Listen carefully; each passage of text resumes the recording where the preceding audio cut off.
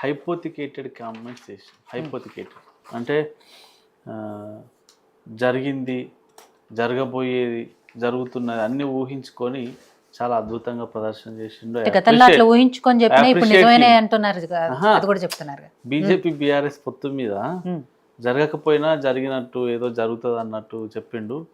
చాలా అద్భుతంగా ప్రదర్శన చేసిండు. మిత్రునికి నేను సలహా ఇస్తున్నా ఏంటంటే, మీరు చిలక జోస్యం తెలుసు కదా మనకి, చిలక బయటకు వచ్చి ఒకటి గుంజి చెప్తుంది, ఆ కార్డు పట్టుకొని ఆయన చెప్తాడు అన్ని, అట్లా అవుతుంది ఇట్లా అవుతుంది అది. ఆ రకంగా మంచి ప్రదర్శన ఇచ్చిండు.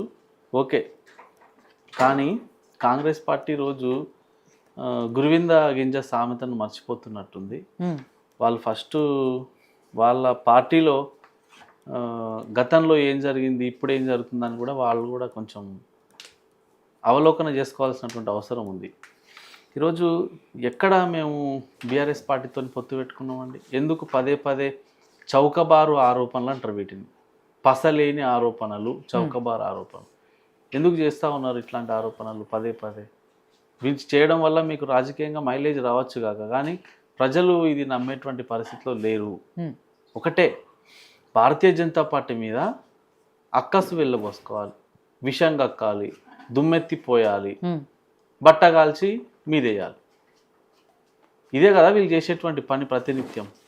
నేనేమంటున్నా అంటే, భారతీయ జనతా పార్టీ ఒంటరిగా ఇక్కడ ఎదుగుతున్నటువంటి క్రమంలో, బలపడుతున్నటువంటి క్రమంలో ఇట్లాంటి చౌకబారు ఆరోపణలు చేసి, పసలేని ఆరోపణలు చేసి ఈరోజు మీరు సాధించేది ఏందో ఒకసారి మీరు ఆలోచన చేసుకోండి. అనవసరంగా రాద్ధాంతాలు క్రియేట్ చేసి బీజేపీ బీఆర్ఎస్ పొత్తు పొత్తు అని పదే పదే చెప్పినంత మాత్రాన అది ప్రజలు నమ్మేటువంటి పరిస్థితి లేదు, ఇతరులు కూడా నమ్మేటువంటి పరిస్థితి లేదు. కాబట్టి నేను ఈ సందర్భంగా రెండు పార్టీలకు చెప్పదలుచుకున్నాను, అటు కాంగ్రెస్ పార్టీకి ఇటు బీఆర్ఎస్ పార్టీకి. భారతీయ జనతా పార్టీ సింహం లాంటి పార్టీ, ఎవరితో కలవాల్సినటువంటి అవసరం లేదు. మాకు మళ్ళీ కూడా చెప్తున్నా, ప్రజల్లో పూర్తి స్థాయిలో మద్దతు ఉంది. మా ఓటింగ్ షేర్ మీరు చూసిరు కదా, అసెంబ్లీ ఎన్నికల నాటికి పార్లమెంట్ ఎన్నికల నాటికి 34.5-35% ఈరోజు ఓటింగ్ పెరిగింది. అంటే మేము ప్రజలకు ఇచ్చేటువంటి మీలక్క మీరు వినాలి కాసేపు ఓపికగా. నేను చాలాసేపు విన్నా, ఎందుకంటే మీరు చేసినటువంటి ఆరోపణలు నేను కౌంటర్ ఇయ్యలేక కాదు, మిమ్మల్ని అంటున్నా, కాంగ్రెస్ పార్టీ మిత్రులు ఆరోపణలు చేసామంటున్నా. కాంగ్రెస్ పార్టీ మిత్రుడిని నేను ఏమంటున్నా అంటే, మీరు చేసిన ఆరోపణలకు నేను కౌంటర్ ఇయ్యలేక కాదు, మీరు చేస్తున్నటువంటి ఆరోపణలు నిజమా కాదా అని చెప్పలేక కాదు, కానీ మాట్లాడుతున్నప్పుడు డిస్టర్బ్ చేయొద్దనే ఉద్దేశంతో నేను ఆపిన. నేనేమంటున్నా అంటే, ఈరోజు మీ లెక్క ఎన్నికల సందర్భంగా మేము యాదగిరి లక్ష్మీ నరసింహస్వామి దగ్గరికి పోయి నెత్తిన ఒట్టు పెట్టుకొని, మమ్మల్ని నమ్మండి దయచేసి, యాదాద్రి లక్ష్మీ నరసింహన్న స్వామి సాక్షిగా మేము ఇది చేస్తాం అది చేస్తాం అని చెప్పారు. గద్వాల జోగులాంబ అమ్మవారికి అడిగి పోయారు. అంటే ఎన్నికల సందర్భంగా వీళ్ళని ఎవరు నమ్మట్లేదు కదా, అటు విద్యార్థులు, నిరుద్యోగులు, రైతులు, మహిళలు ఎవరు కూడా నమ్మలేనటువంటి పరిస్థితిలో ఎట్లయినా నమ్మించాలనే ఉద్దేశంతో జోగులాంబ గద్వాల పోయి అమ్మవారి మీద ఒట్టు పెట్టుకున్నారు. రాజన్న సిరిసిల్ల జిల్లాకు పోయిరు, వేములవాడ రాజన్న సిరిసిల్ల రాజన్న మీద కూడా ఒట్టి పెట్టిండు. ఎన్నో రకాల ఒట్లు పెట్టి ఈరోజు ప్రజలను నమ్మించి అధికారంలోకి వచ్చినటువంటి మీరు ఈరోజు మా మీద, భారతీయ జనతా పార్టీ మీద ఆరోపణలు చేయడం తగదు, ఇది మంచి పద్ధతి కాదు. మీరు ఏదైతే ఎన్నికల సందర్భంగా ఇచ్చినటువంటి వాగ్దానాలు ఉన్నాయో అవి అమలు చేసే దాని మీద మీరు కాన్సన్ట్రేషన్ చేయండి. ఇప్పటికే ప్రజలలో కాంగ్రెస్ పార్టీ అంటే ఫెయిల్ 35 మార్క్స్ కూడా రాలేదు వీళ్ళకు అని చెప్పేసి ఒక చర్చ నడుస్తుంది. మీరు కనీసం పాస్ అయ్యేటువంటి డిస్టింక్షన్ మాట దేవుడెరుగు, పాస్ అయ్యే మార్కులనే తెచ్చుకోండి. ఇప్పటికే 18 నెలలు అయిపోయింది.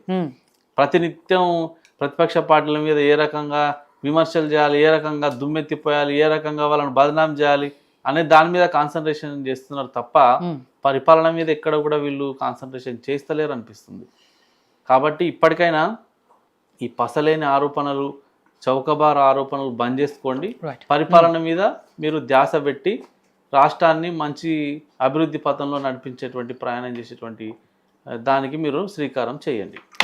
సో జంగయ్య గారు, ఫైనల్గా మీరు ఏం చెప్పదలుచుకున్నారు? ఓవరాల్గా ఈ ఎపిసోడ్ మొత్తం ఇంకా ఎలాంటి టర్న్స్ తీసుకొని ఉంది? ఒక్క మాట చెప్పు సార్. ఇప్పుడు అన్నగారు మేమేదో చేసినామని అన్నారు. మేము చేసి చంద్రలేదు మేడం ఆరోపణ. బ్రదర్ మీరు ఇప్పటికే చాలా ఒకటే హైపోథెటికల్ గా చాలా హైపోథెటికల్ ఏం లేదు. నేనేమన్నా ఎమ్మెల్సీ ఇప్పుడు మనం మాట్లాడుతున్నాం అంటే ఇంకో గంట పడుతుంది చెప్పు. నేను ఒకటే మాట మీరు మాట్లాడుతుంటే నేను వాదనకు పోను.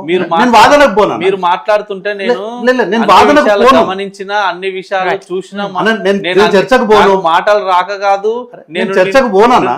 నువ్వు మాట్లాడే ఆపలేక కాదు. కాకపోతే ఏంటంటే హైపోథికేటెడ్ నేను చర్చకు పోను. హైపోథికేటెడ్ నేను చర్చకు పోను మేడం.